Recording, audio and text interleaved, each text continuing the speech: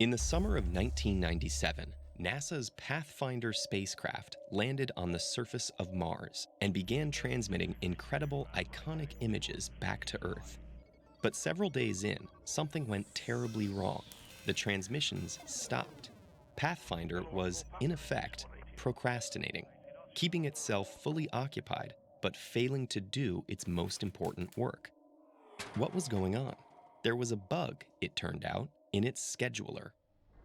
Every operating system has something called the scheduler that tells the CPU how long to work on each task before switching, and what to switch to. Done right, computers move so fluidly between their various responsibilities, they give the illusion of doing everything simultaneously. But we all know what happens when things go wrong. This should give us, if nothing else, some measure of consolation. Even computers get overwhelmed sometimes. Maybe learning about the computer science of scheduling can give us some ideas about our own human struggles with time. One of the first insights is that all the time you spend prioritizing your work is time you aren't spending doing it. For instance, let's say when you check your inbox, you scan all the messages, choosing which is the most important. Once you've dealt with that one, you repeat. Seems sensible, but there's a problem here. This is what's known as a quadratic time algorithm. With an inbox that's twice as full, these passes will take twice as long, and you'll need to do twice as many of them. This means 4 times the work. The programmers of the operating system Linux encountered a similar problem in 2003. Linux would rank every single one of its tasks in order of importance, and sometimes spent more time ranking tasks than doing them. The programmer's counterintuitive solution was to replace this full ranking with a limited number of priority buckets. The system was less precise about what to do next, but more than made up for it by spending more time making progress. So with your emails, insisting on always doing the very most important thing first could lead to a meltdown. Waking up to an inbox 3 times fuller than normal could take 9 times longer to clear. You'd be better off replying in chronological order or even at random. Surprisingly, sometimes giving up on doing things in the perfect order may be the key to getting them done. Another insight that emerges from computer scheduling has to do with one of the most prevalent features of modern life: interruptions.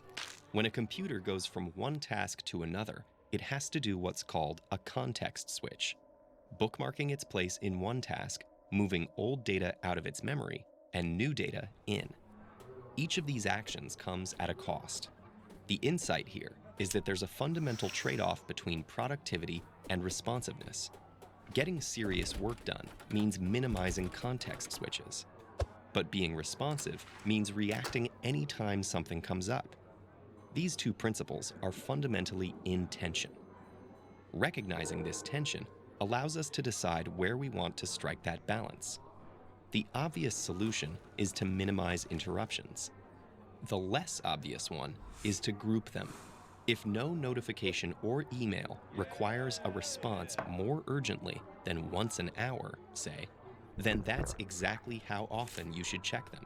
No more. In computer science, this idea goes by the name of interrupt coalescing.